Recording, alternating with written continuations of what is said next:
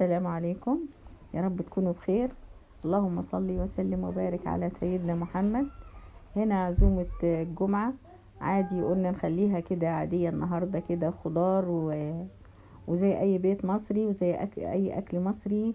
بالنسبة يعني نشارك في غلاء الاسعار وكده، ف يعني نعمل توفير.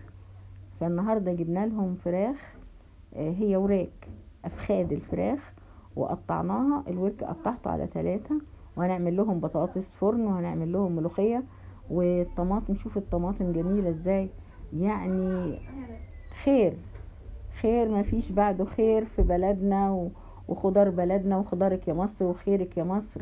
وفعلا مصر هبة النيل، ربنا اداها النيل واداها الخضار الجميل والبطاطس اللي هي بتتصدر. شوفوا كده كأنها فراولاية تفاحة، حاجة يعني ما نقولش عليها طماطم، نقول عليها فاكهة. احنا يعني من الناس اللي ربنا من عليهم بالخضار الجميل في مصر، والرخيص يعتبر رخيص. يعني عندنا الخضار كتير، والملوخية طول العام موجودة. بالنسبة للناس اللي بتفرز الملوخية، ادي الملوخية، الدنيا شتاء وفي ملوخية. فلو نفسك في الملوخية تاكليها وهنعمل لهم رز بشعرية. وربنا ان شاء الله يخلي كل بيت مصري سعيد، ويرفع البلاء ويرفع الغلاء يا رب، ويرحم شهدائنا وشهداء تركيا وشهداء سوريا يا رب. وانا ما كنتش بنزل في فيديوهات حداد، يعني عشان وتعاطفا مع قلوب الناس الجميلة دي اللي هي ربنا جاب لها المنحة. ما نقولش يعني حاجة وحشة، كل اللي يجيبه ربنا كويس. هنا جبنا الكيس الحراري، هنحط فيه وراك الفراخ. الافخاد دي انا حطاها كنت في تتبيلة عبارة عن ملح وفلفل وتوم باودر وبصل باودر وطماطم وكوب زبادي وكوب صلصة، وصلصة طماطم مش صلصة، وتوم باودر. وحاطين عليه مش مرق الدجاج، بهارات فراخ. وبنعفر الكيس الحراري ده بشوية دقيق عشان ما يلزقش فيه الحاجة اللي هنحطها، بط فراخ حمام اي حاجة. وهنجيب هنا نحط فيها في كيس عفرناه كويس خالص، وجبنا الطاجن ده البايركس عشان نحطه تحتيه. او ممكن يعني لو عايزه تحطيه فوق صينيه البطاطس تحطيه من غير ما تحطي له زبادي، او يعني تنقعيه. ده خد من بالليل يعني، واحنا النهارده الصبح. شوفوا شكله يعني حتى من غير ما نطبخه شكله جميل. ادي الفراخ، وانا بديها كده تخريمة بالخلة عشان خاطر الصوص بتاعها التتبيلة تدخل فيها. وبحط لها كيس، انا نسيت ما احط زيت، فحطت لها معلقتين زيت فوقيها. دلوقتي انا بحط في التتبيلة الزيت، يعني تتبيلة سهلة جدا. وبنحط فيها ممكن دبس رمان بسيط، بنحط فيها معلقة خل، وبتبقى جميلة جدا يعني. وليمونة ما بتبانش خالص لما بتستوي، بتديها. انا ما كنتش حاطه دبس رمان، فقلت ايه احط شويه الكاتشب دول، كاتشب بارد مش حراق. يعني كل حاجه بتعمليها وبتتفنني فيها بتطلع جميله وبتطلع طعمها حلو. و... وعشان يكفي برضو الاطفال ويكفي. وكل على فكره فرد المفروض ليه 100 جرام. احنا يعني مش الواحد يحط نص فرخة وياكلها، او 300 400 جرام وياكلهم، لا. فهو برضو توفير، والمناسب للإنسان العادي ياكله. يعني الكبير بياخد 100 جرام، والطفل ياخد برضو 50 جرام 60 جرام. فهو مش يعني احنا التوفير ده مش وحش، ده كويس لصحتنا يعني. وادي هنا برضو حطينا تبلناها بالكاتشب، وبنرصها في الكيس الحراري علشان هي خدت في الفرن حوالي نص ساعة او ساعة الا ربع. هنا برضو بنحط لها الكاتشب على كل وهتلاقوا الصوص باين اهو بتاعها، التتبيلة اللي كانت فيها. وريحتها كانت في منتهى الروعة وتحفة جدا جدا. ولو ممكن برضو في ذرة جنزبيل تحطيها في الخلطة، مش يعني نحط معلقة، لا هي ذرة جنزبيل. يعني هي دي برضو من عزومة الجمعة عندي. وحاولت ان انا ادبر واعمل لهم حاجة كده تكون كويسة وموفرة. يعني ما كان يعني زي يعني بنجيب لهم مثلا كمية كبيرة من اللحمة، فالنهاردة جبنا الفراخ دي، وحاولت اخلي ان كل واحد يبقى ياخد 100 جرام ويبقى مشبعة وتبقى شكلها حلو، وكل هياكل وهنوفر وتبقى أكلة جميلة جدا بتبقى في كل بيت مصري. وهنعمل جنبها صينية البطاطس اللي في الفرن، كلكم طبعا عارفينها. وهنعمل جنبهم الملوخية الخضراء. يعني النهاردة قلنا كده لا نعمل بشاميل ولا نعمل جلاش ولا حاجة. وعايزة اقول لكم برضو يعني الواحد ما الحاجة غالية بس برضو هنجيب، يعني احنا ما كنا بس هنجيب مثلا بدلنا نجيب مرتين. ده الصوص ده اللي عدى ده اللي هو ايه، طالع من الفراخ بعد ما خدناه، ممكن تقلبيه فوقيه تحطيه يعني معاه يستوي معاه في الكيس الحراري عادي، بيبقى جميل جدا وبيبقى يعني بيديله طعم. بس انا كنت مش عايزة كنت تنزل الشوربة واخدها، يعني عايزاها من غير التتبيلة دي. لكن لو مش عايزة انت شوربة منها خلاص تحطي جواها التتبيلة.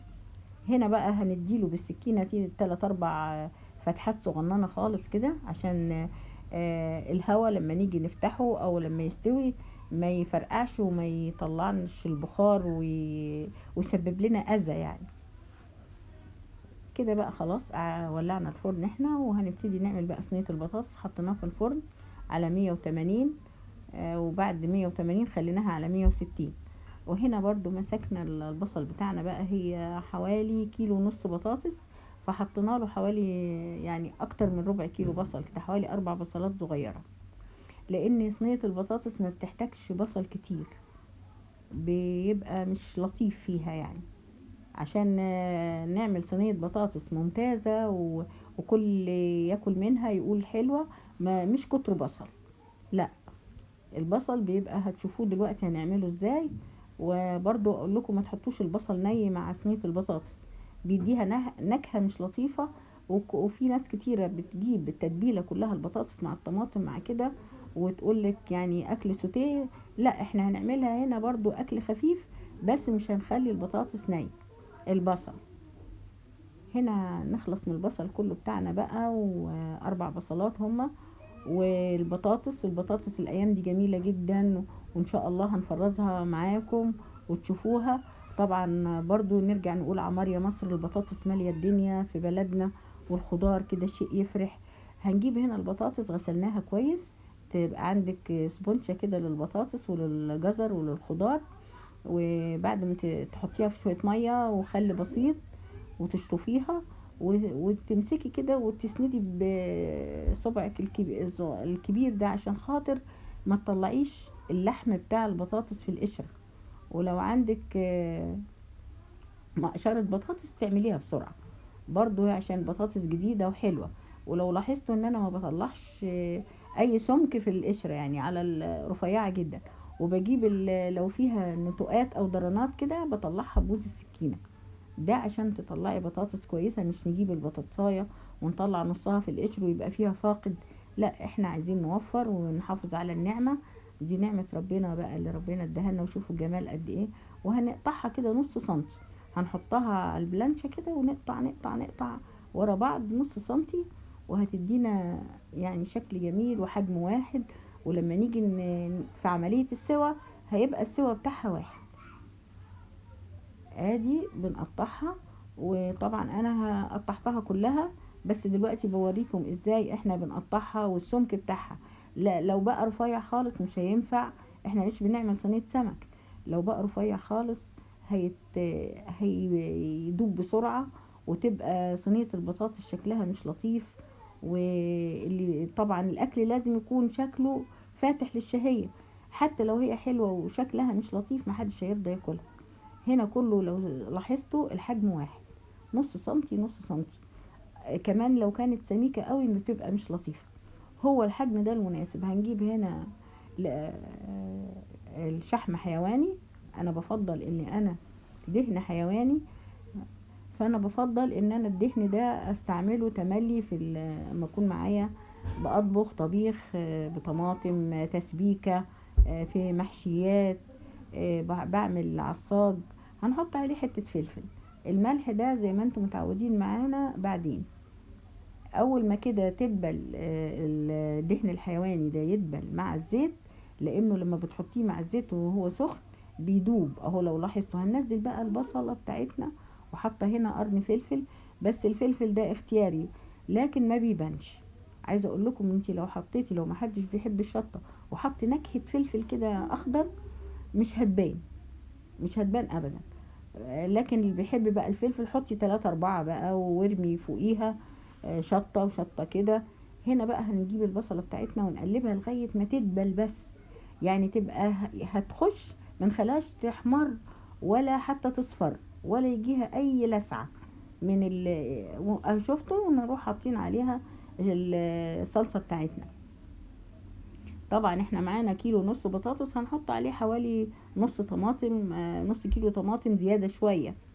يعني الكيلو بياخد نص، يعني كيلو الا ربع طماطم معصورة. وهنحط حتة سكر فوق الطماطم كده عشان نعادل الحموضة بتاعت الطماطم. طبعا احنا كنا مفرزين الطماطم دي ويا بعض، وشفتوها جميلة قد ايه، وقاعدة بنكهتها وقاعدة بطعمها الجميل. وربنا يديم عليكم الايام ان شاء الله عشان رمضان، وهنوريكم كل اللي انتوا عاوزينه في التفريزات ان شاء الله. وزي ما قلت لكم احنا ما بحبش حاجة تكون موجودة في السوق وافرزها.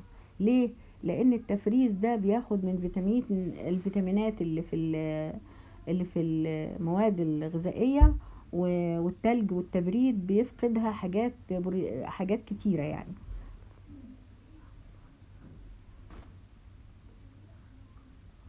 مش اي حاجة تتفرز ادام موجودة في السوق.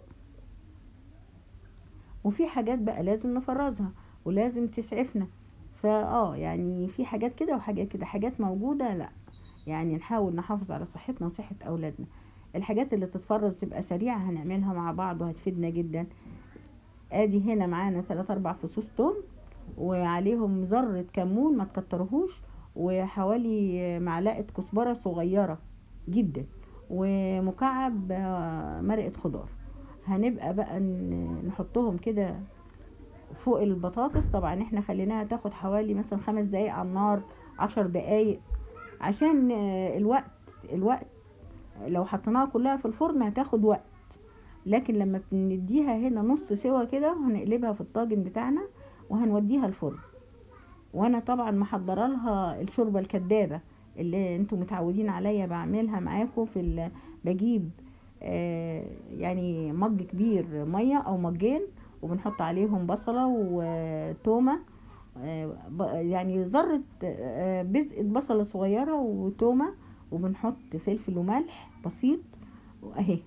وبنغليها تقعد تغلي كده، يعني مش اول ما تغلي، لا تقعد تغلي حوالي 10 دقايق على النار. ولو في شوربة تمام، لكن هي دي خفيفة كانت وجميلة. يعني لو في، يعني زي ما انتوا عارفين احنا اهل الشوربة ممكن نفرزها لان بتنفعنا. معاكي شوربة كتير بتفرزي منها، خلاص كده هنحط عليها الفول بتاعنا ونوديها الفرن. طبعا هي ما خدتش في الفرن قد ربع ساعة، ما خدتش، لانها هي واخدة نص سوا على النار. دلوقتي احنا حطينا الفراخ بتاعتنا في الفرن، وهنحط برضو البطاطس بتاعتنا في الفرن. وهنا وهنا هنعمل بقى الرز، هنعمله بالشعرية النهاردة. طبعا احنا المصريين بنحب الرز بالشعرية. جبنا كمية من الشعرية اللي هي بتبقى ربع، يعني التلت والتلتين، لو التلت معانا او اقل من التلت. يعني لو الكيلو رز بنحط له تلت شعرية، او تبع ما الناس بتحبها. في ناس بتحب شعرية كتيرة في الرز، في يعني ملهاش معيار وملهاش مقدار.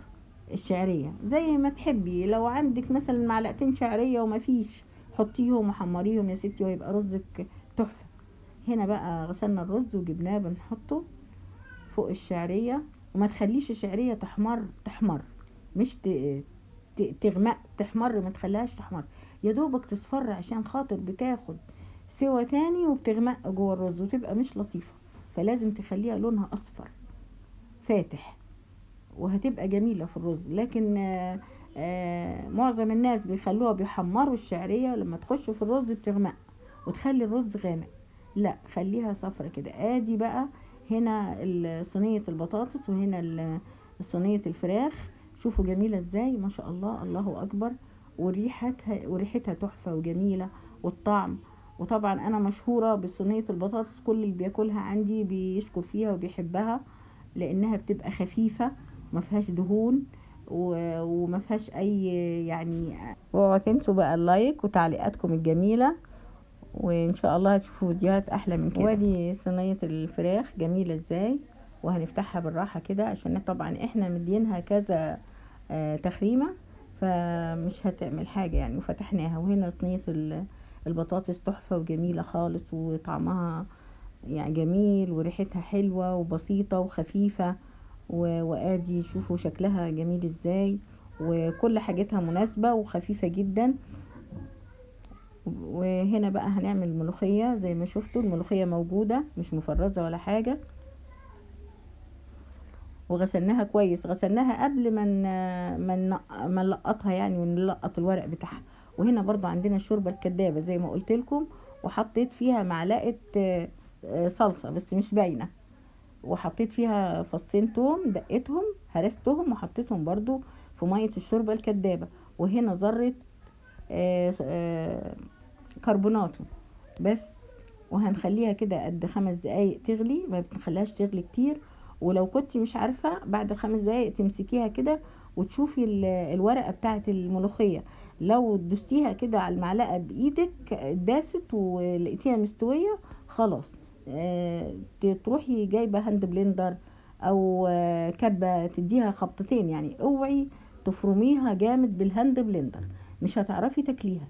تديها كده بالراحة وتقفي، بالراحة وتقفي لغاية ما تدينا شكل الملوخية المخروطة. وادي بقى الرز شكله جميل وطعمه تحفة، والفراخ بتاعتنا على قد الايد، وعلشان الظروف الاقتصادية وكله هياكل وكله هيتبسط. وادي البطاطس بتاعتنا جميلة جدا وطعمها كان اكتر من رائع، وسلطة، ونقول الحمد لله. وادي الملوخية وكان كله بيشكر فيها، وجميلة جدا وتحفة. ويا رب يجعل بيوتكم كلها كده عمار، وهنقتصد وهنتصرف وهنأكل ولادنا بسوق يعني. مش هتقف اي حاجة قدامنا، بلدنا كلها خير يعني. بدل ما نجيب مثلا الحاجة كيلو هنجيب نص، والحياة هتمشي. احنا كنا بنجيب الكيلو وبيترمي، لا احنا كده ده اقتصاد لينا، ونخلي بالنا من كل حاجة. ويا رب ان شاء الله يجعل كل بيوتكم عمار، ورمضان جاينا بكل خير، فاقدين ولا مفقودين يا رب بإذن الله. وشوفوا كده هي سفرة بسيطة بس جميلة جدا. والسلام عليكم ورحمة الله، واوعوا تنسوا اللايك.